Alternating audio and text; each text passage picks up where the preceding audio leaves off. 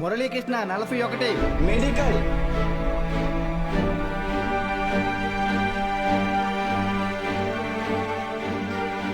Suresh 59, medical. Bhargavi 9, medical. Kusuma 55, engineering. Congratulations. Ananthalakshmi 43, medical. N Rambabu 29, engineering. M Venkatalakshmi 30, P Mahalakshmi 15, C Padmavathi 8, G Pramila 33, B Veeranna 9,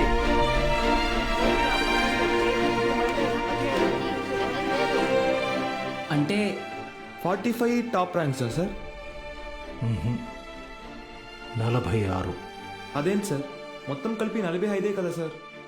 ఇంకో all ticket ఉంది. As మూర్తి, as మూర్తి 1వ rank. ఎవరై ఉంటారు? As మూర్తి ఎవరు? ఏఎస్ మూర్తి.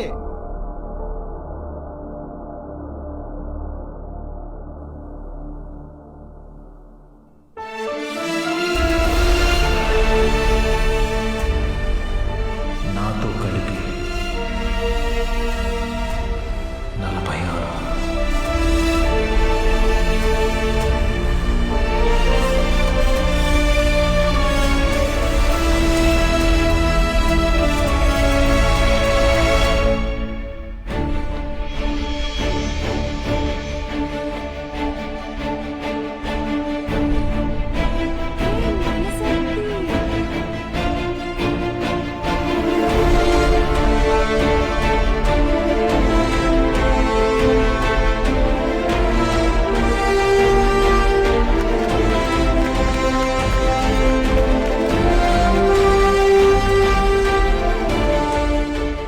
Sir ఇవన్నీ మీకేమని చెప్పారు?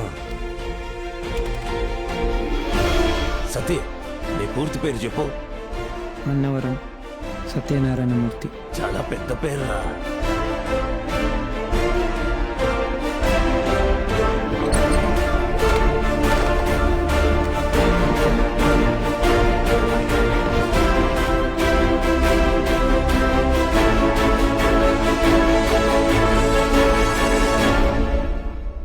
సాధించావు బాలు.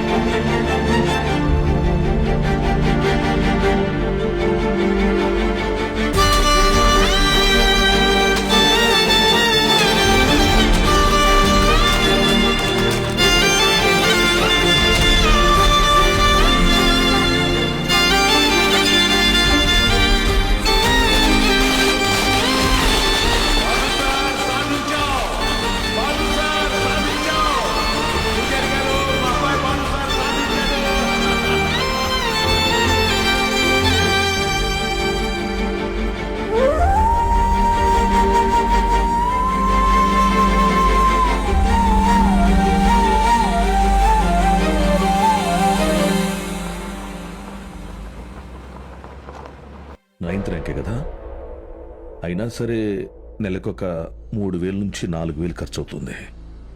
మీ నెల జీతం 900 అనుకుంటా కదా? అవునయ్యా. భయపడద్దు, అప్పు చేయక్కర్లేదు. మీ అబ్బాయి చదువు పూర్తయ్యేంత వరకు ఫీజు బాధ్యత నాది. పై చదువులకు అమెరికా పంపిస్తాను. అమలాపురంలో సబ్ ఇన్స్పెక్టర్గా పోస్టింగ్ ఇప్పిస్తాను. మీ అమ్మగారితో టౌన్లో హోటల్ పెట్టేస్తాను.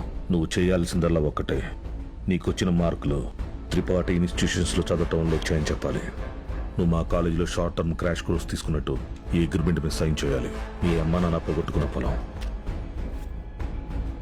ఇక మీదట మీదే. ZPTC chairman post, anonymous.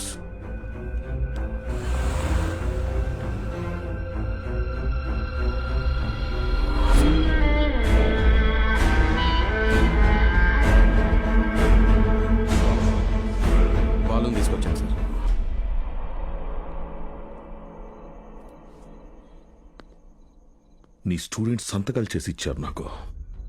మీ ఈ ర్యాంకుల కారణం ఎవరని నిద్రలేపడిగిన త్రిపాఠి అని చెప్తారా? పబ్లిక్ లో పొరపాటుని పేరు తలిచిన ఒక్కరికి కూడా ఫ్యూచర్ లేకుండా చేస్తాను. అర్థమైందా? ఆ రోజు దట్ అసెంబ్లీ డే నీ ముఖం కూడా నేను సరిగ్గా గమనించేది. ఎక్కడో దూరంగా ఉన్నావు కదా, ఇంత చిన్నగా ఉన్నావు. వచ్చి నన్నే ఊడిద్దాం అనుకున్నావా? త్రిపాఠి సార్, చాలా రోజుల క్రితం మీరు నాతో అన్నారు, 0 fees 0 education, more fees more education అని. ఆ బోర్డులో ఉన్న స్టూడెంట్స్ ఎవ్వరికి వేలకి వేలు ఫీజు కట్టడం వల్ల ఈ ర్యాంకులు రాలేదు. మీరు వాళ్ళకి లక్షల లక్షల డబ్బులు ఆశ చూపించి వాళ్ళ ర్యాంకుల్ని, వాళ్ళ గెలుపుని కొన్నారు. ఇది కూడా ఒక గెలుపేనా?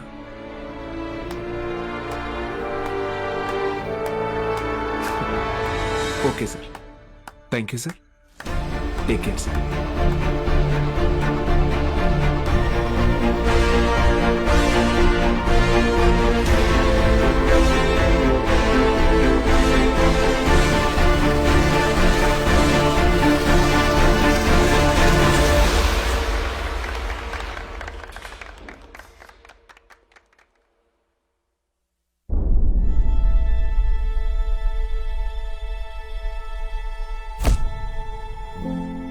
ఏ మనిషి అయితే మిమ్మల్ని నమ్మలేదో ఈరోజు ఆ మనిషే మీ ఇంటి ముందుకొచ్చి మిమ్మల్ని తన ఇన్స్టిట్యూట్కి బ్రాండ్ అంబాసిడర్ అవ్వమని బతిమాలుతున్నాడు. ఏదే బూస్ట్కి సచిన్ ఉన్నట్టు. ఇది కదా నేను మీకు దక్కాలనుకున్న రెస్పెక్ట్. వచ్చింది. సూపర్. సంతకాలు పెట్టండి. కాంట్రాక్ట్ మీద సంతకాలు పెట్టండి.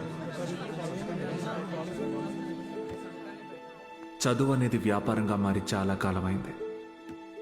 ఫ్యూచర్లో ఇది ఇంకా పెద్ద వ్యాపారం అవుతుంది. ఈరోజు ఇంటర్ ఫస్ట్ ఇయర్, సెకండ్ ఇయర్కి వసూలు చేసే ఫీజుల కంటే ఎక్కువ ఫీజులు ఎల్కేజీ, యూకేజీ క్లాసులకి వసూలు చేసే రోజులు వస్తాయి. మన కంటికి కనపడేది త్రిపాఠి ఒక్కడే, కానీ తనలాంటి వాళ్ళు ఈ దేశంలో చాలా మంది ఉన్నారు. మీ చదువుకి ఖర్చయ్యే ప్రతి రూపాయి త్రిపాఠి జేబులో నుంచే రానివ్వండి. మీ ఇంట్లో వాళ్ళకి ఇస్తానన్నవన్నీ ఇవ్వనివ్వండి. పై చదువులు చదివిస్తాడా? చదవండి. తన అహంకారాన్ని వాడుకొని మీరు ఎదగండి. మంచి పొజిషన్కి వెళ్ళండి. బాగా సెటిల్ అవ్వండి. అప్పుడు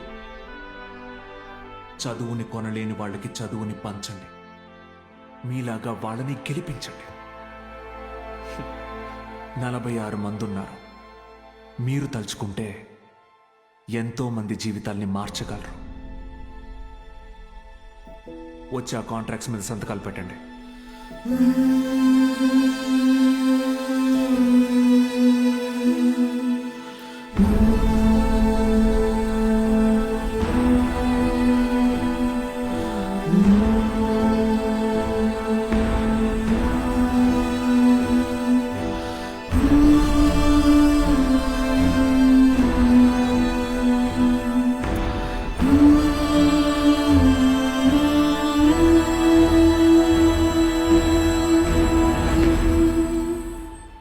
నేను త్రిపాఠి ఎడ్యుకేషనల్ ఇన్స్టిట్యూషన్లో చేరిన మొదటి రోజు ఎప్పటికీ మర్చిపోలేను.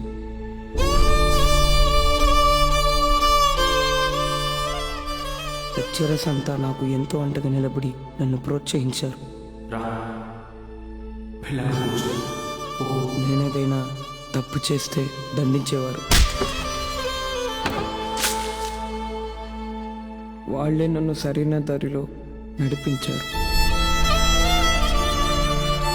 నాకంటూ ఒక లక్ష్యాన్ని ఏర్పరిచి అందులో నన్ను గెలిపించారు.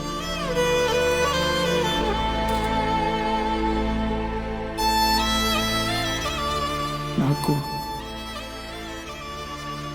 అమ్మ నాన్న లేరు. త్రిపాఠి ఎడ్యుకేషనల్ ఇన్స్టిట్యూషనే నా ఫ్యామిలీ. అక్కడికి అందరూ అమ్మ నాన్నలతో వస్తారు. నాకెవరూ లేరుగా, ఆయన వస్తారేమో అడుగుతారా?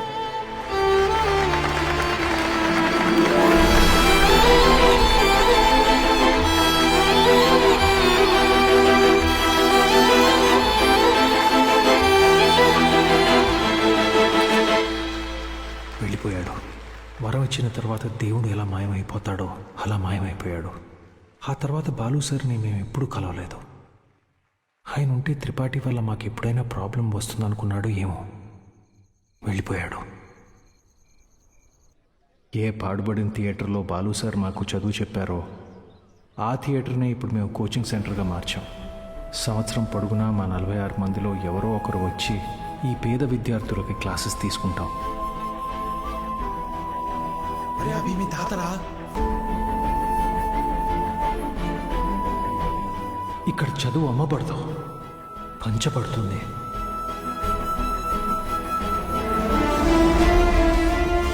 ఇదే మా బాలు సార్కి నేను ఇచ్చే గురుదక్షిణ.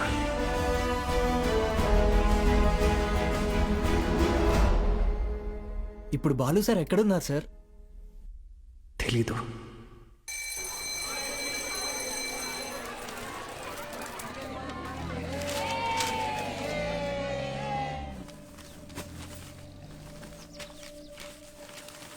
அண்ணா ஒரு பண்ணு கொடுங்கண்ணா.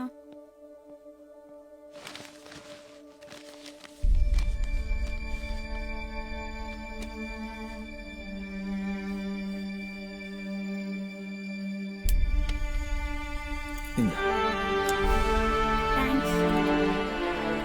படிக்கணும்னு ஆசை இருக்கா தம்பி? ஆமா சார். சரிப்பா. కానీ ఆయన ఎక్కడున్నా చదువుని దేవుడికి పెట్టే నైవేద్యంలాగా పంచుతూనే ఉంటారు.